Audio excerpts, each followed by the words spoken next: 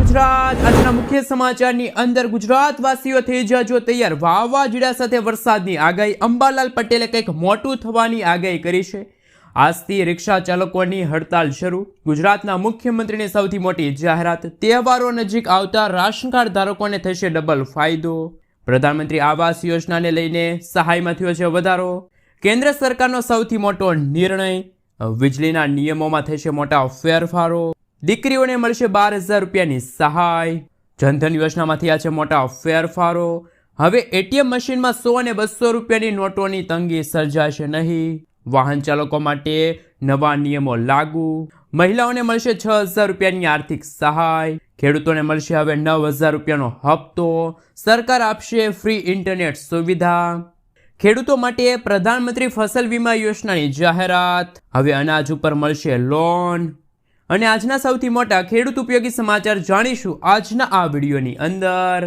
મિત્રો દરેક સમાચાર દરેક માહિતી જણાવીએ એ પહેલા ગુજરાતના જે પણ મિત્રો ચેનલ પર જો પહેલી વાર આવ્યા હોય તો મિત્રો ખાસ કરીને વિડીયોને એક લાઇક કરી ચેનલને સબસ્ક્રાઇબ કરવાનું ભૂલતા નહીં સાથે આજનો આ વિડીયો છે જેને અંત સુધી જોતા રહેજો મિત્રો તેના તાજા અને નવા હવામાન સમાચાર વિશે વાત કરીએ તો ગુજરાતમાં ભારે વરસાદને લઈને હવામાન નિષ્ણાત અંબાલાલ પટેલે મહત્વપૂર્ણ આગાહી કરી છે અંબાલાલ પટેલના જણાવ્યા અનુસાર આગામી દિવસોમાં રાજ્યમાં વરસાદનો બીજો રાઉન્ડ શરૂ થવા જઈ રહ્યો છે જેમાં ખાસ કરીને ઉત્તર અને મધ્ય ગુજરાતમાં ભારેથી ભારે વરસાદ જોવા મળશે અંબાલાલ પટેલની આગાહી મુજબ હાલ દક્ષિણ ચીન તરફ એક વાવાઝોડું સક્રિય થયું છે જેની અસર બંગાળના ઉપસાગરમાં વર્તાશે આ સિસ્ટમ પૂર્વ મધ્યપ્રદેશ અને પૂર્વ ગુજરાત તરફ આગળ વધતા ભારેથી અતિ ભારે વરસાદ છે લાવી શકે છે આગામી તારીખ 23 થી લઈને 27 જુલાઈ દરમિયાન ગુજરાતમાં આંધી તુફાન વંટોળ સાથે મેઘરાજા મન મૂકીને વરસવાના છે અમુક ભાગોમાં ભારે વરસાદ જોવા મળશે તો અમુક ભાગોમાં 4 ઇંચ સુધીના ધોધમાર વરસાદ જોવા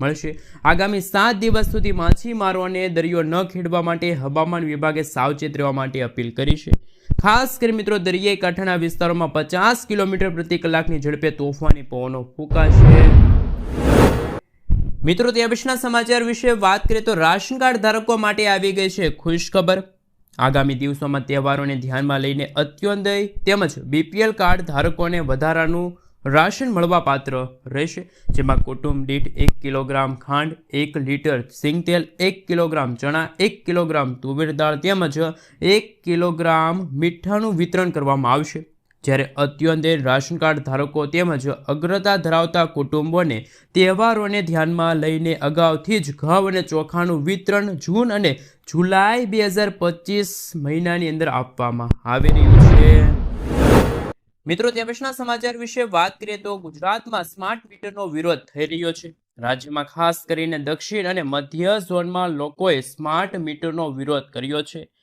બિલની રકમમાં ભારે વધારો આવતા લોકો વિરોધ કરી રહ્યા છે ત્યારે વડોદરામાં MGVCLની ગંભીર બેદરકારી સામે આવી છે સ્માર્ટ મીટર ધરાવતા ગ્રાહકને 4 મહિનાનું 7,81,000 બિલ આવ્યું છે આ બિલની રકમ જોઈને ગ્રાહક ચોંકી ગયા હતા અને MGVCLના કસ્ટમ કેરમાં ફરિયાદ કરી હતી મિત્રો તે પછીના સમાચાર વિશે વાત કરીએ તો દીકરીઓને મળશે 12,000 રૂપિયાની સહાય ગુજરાત રાજ્યમાં ગરીબ પરિવારોની દીકરીઓના કલ્યાણ માટે કુબેરબાઈનું મામેરું યોજના ચાલે છે લગ્ન કરેલી દીકરીઓને DBT દ્વારા સીધી એમના બેંક ખાતામાં સહાય આપવામાં આવશે કુબેરબાઈનું મામેરું યોજના SC વર્ગની કન્યા OBC વર્ગની દીકરીઓને તથા આર્થિક રીતે નબળા પરિવારની દીકરીઓના લગ્ન કર્યા પછી લાભ આપવામાં આવે છે આ યોજનામાં લાભાર્થી દીકરી દીઠ 12,000 રૂપિયા રકમ છે એમના ખાતામાં ટ્રાન્સફર કરવામાં આવે છે તારીખ 1/4/2021 પહેલાં લગ્ન કરેલા હોય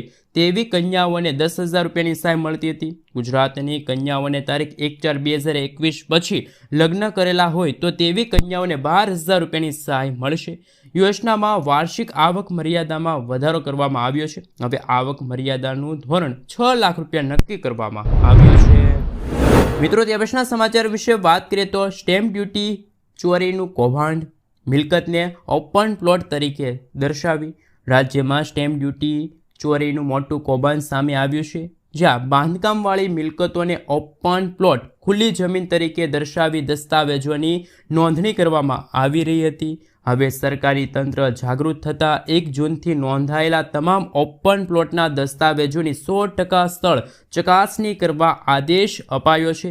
આ પગલું મહેસૂલી આવકની ચોરી અટકાવવા અને ભવિષ્યમાં આવી ગેરરીતિ રોકવા માટે લેવામાં આવ્યું છે.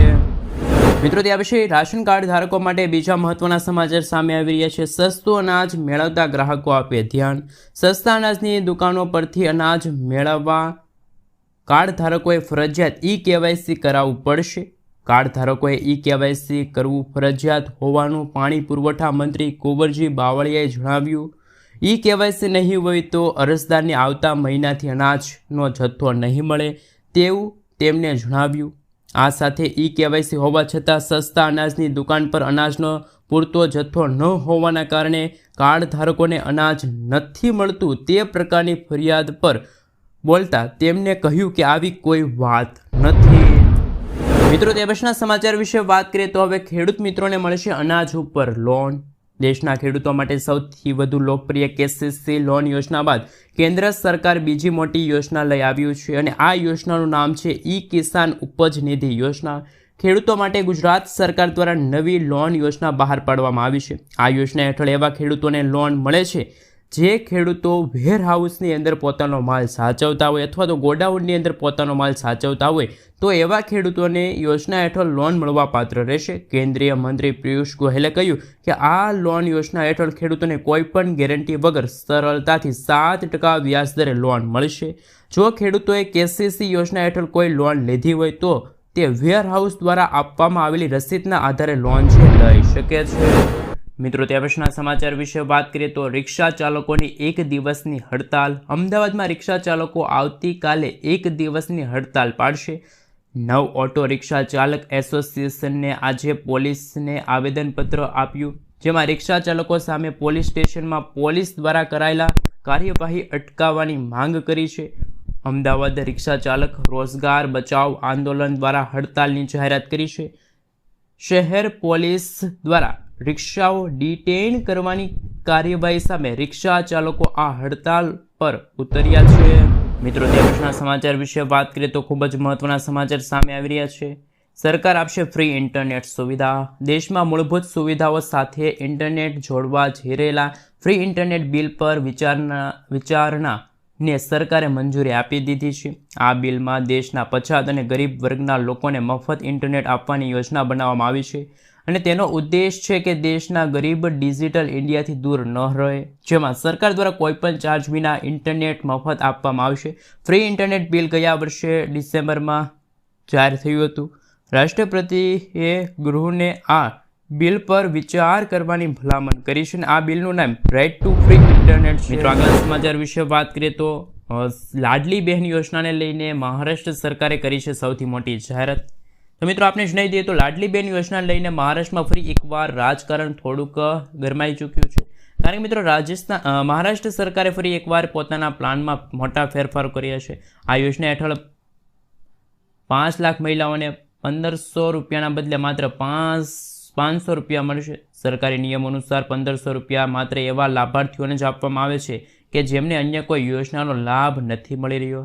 આ ફેરફાર બાદ જે મહિલા ખેડૂતો નમો કિસાન યોજના સન્માન નિધિ યોજના છે, આ સાથે મિત્રો લાડલી બહેન યોજના હેઠળ જો લાભ લેશે તો 500 રૂપિયા મળશે. હકીકતમાં તો નમો કિસાન સન્માન નિધિ યોજના રાજ્ય સરકાર દ્વારા 6000 રૂપિયાની અને કેન્દ્ર સરકાર દ્વારા 6000 રૂપિયા આપે છે. આમ ટોટલ વાર્ષિક 12000 રૂપિયા છે મહિલાઓને મળે છે, જ્યારે લાડલી બહેન યોજના હેઠળ કહી શકાય તો 18000 રૂપિયા આપવામાં આવે છે. તેથી કિસાન સન્માન નિધિ યોજનાનો લાભ લેનારા વહાલા બહેનોને વાર્ષિક માત્ર બાકીના 6000 રૂપિયા અને તફાવત તરીકે દર મહિને 500 રૂપિયા મળશે. વાસ્તવમાં લાડલી બહેન યોજનાના લાભાર્થીઓ માટે શરત એ છે કે તેઓ અન્ય કોઈ સરકારી યોજનામાં લાભ મેળવી રહ્યા ન હોવા જોઈએ. જે રીતે મિત્રો લાડલી બહેન યોજના લઈને મહારાષ્ટ્ર સરકાર સૌથી મોટી જાહેરાત કરી છે કે બહેનોને 1250 રૂપિયા મળશે. તો શું ગુજરાતમાં પણ આગામી દિવસોમાં મહિલાઓ માટે આવી ખાસ યોજનાની જાહેરાત થવી જોઈએ કે ના થવી જોઈએ? નીચે કોમેન્ટ બોક્સમાં કોમેન્ટ કરીને જરૂરથી જણાવી આપજો.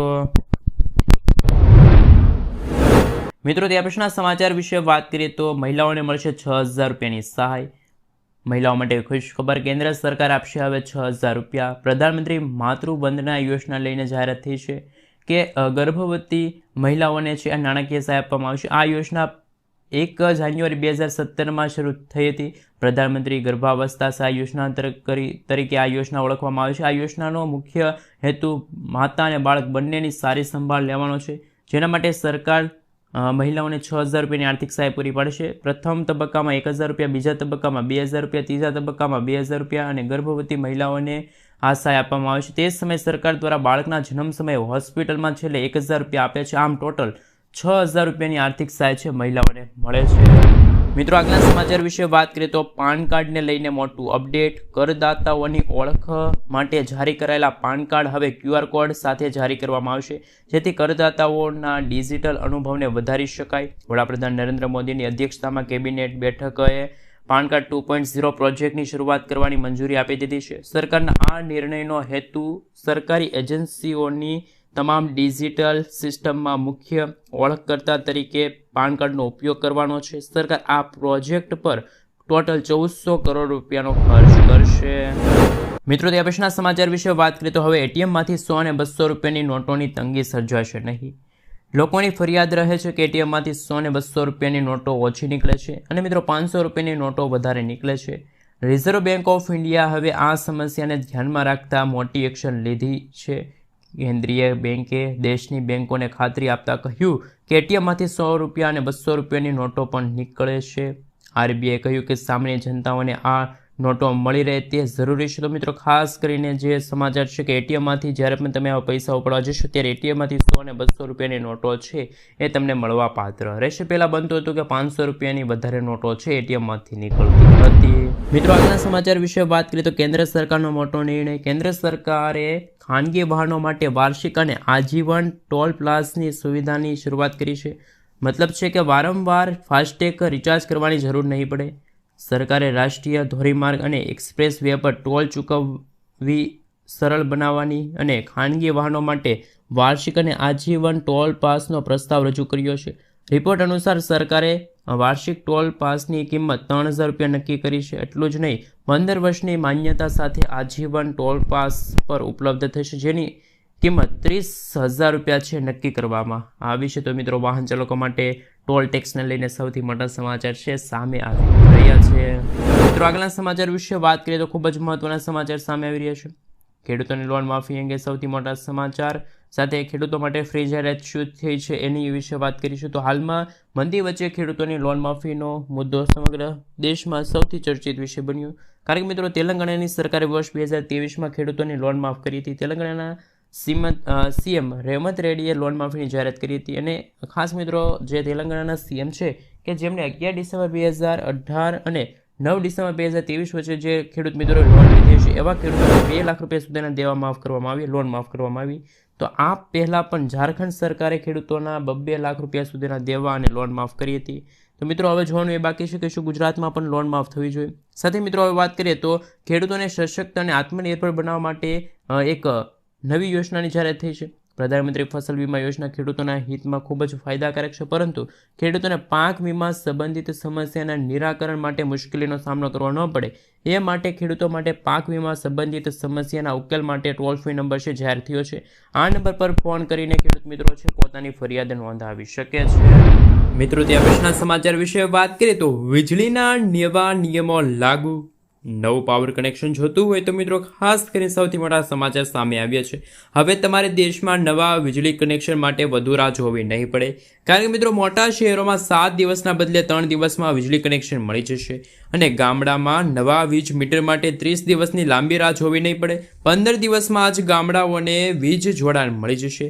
વીજળીના બિલમાં સુધારો કરીને ઉર્જા મંત્રીએ જણાવ્યું છે કે વીજળી અને સોલારના નવા નિયમો છે અત્યારે હળવા બનાવવામાં આવી રહ્યા છે. મિત્રો, ત્યાં પછીના સમાચાર વિશે વાત કરીએ તો ખાસ કરીને અગત્યના સમાચાર સામે આવી રહ્યા છે. હવે હેલ્મેટ પહેર્યું છે તો પણ થઈ શકે છે દંડ. ભારત સરકારે મોટર વ્હીકલ એક્ટ 1998માં મોટા ફેરફારો કર્યા છે, જેમાં હેલ્મેટ ન પહેરનાર કે યોગ્ય રીતે ન પહેરનાર 2 વ્હીલર સવારોને 2,000 રૂપિયા સુધીનો તાત્કાલિક દંડ છે એ ચૂકવવામાં આવશે, વસૂલવામાં આવશે. એટલે કે જો કોઈ બાઇક સવાર હેલ્મેટ પહેરે છે પરંતુ તે ખુલ્લું છે તો પણ તેને 1000 રૂપિયાનો દંડ આવી શકે છે. જો તમે હેલ્મેટ પહેર્યું હોય અને તે સરખી રીતે ન પહેર્યું હોય તો પણ તમને 1000 રૂપિયાનો દંડ છે ફટકારવામાં આવશે. એટલે કે હેલ્મેટ હવે એકંદરે મિત્રો તમારે સરખી રીતે પહેરવું પડશે. જો આમ નહીં થાય તો તમારે 2000 રૂપિયાનું ચલન છે ભરવું પડશે. તો વાહન ચાલકો માટે ખૂબ જ અગત્યના અને મહત્વના સમાચાર છે સામે આવી રહ્યા છે. મિત્રો તે પછીના સમાચાર વિશે વાત કરીએ તો પ્રધાનમંત્રી આવાસ યોજનાની સહાયમાં ખાસ થયો છે વધારો. અને આપને જણાવી દઈએ તો પ્રધાનમંત્રી આવાસ યોજના હેઠળ સહાય માટે અરજી કરવાની જે અંતિમ તારીખ હતી એમાં વધારો થયો છે અને પ્રધાનમંત્રી આવાસ યોજનાની જે સહાય છે એમાં પણ વધારો થયો છે. હાલ મિત્રો આપણે જણાવી દઈએ તો તમે એટલે કે જે અરજદાર છે એ ડિસેમ્બર 2025 સુધીમાં છે એ અરજી કરી શકે છે. આ નિર્ણય શહેરી અને ગ્રામીણ બંને વિસ્તારો માટે પાત્ર લાભાર્થીઓ માટે રાહતરૂપ છે. જે લોકો ખરેખર પોતાના ઘરની રાહ જોઈ રહ્યા છે, હજુ સુધી અરજી કરી શક્યા નથી, તેઓ હવે ખાસ મિત્રો જે લંબાવવામાં આવેલી મુદતનો છે લાભ લઈ શકે છે. પ્રધાનમંત્રી આવાસ યોજના અંતર્ગત સહાય છે 1,20,000 રૂપિયાથી લઈને 1,30,000 રૂપિયાની સહાય છે અરજદારોને મળવા પાત્ર રહેશે.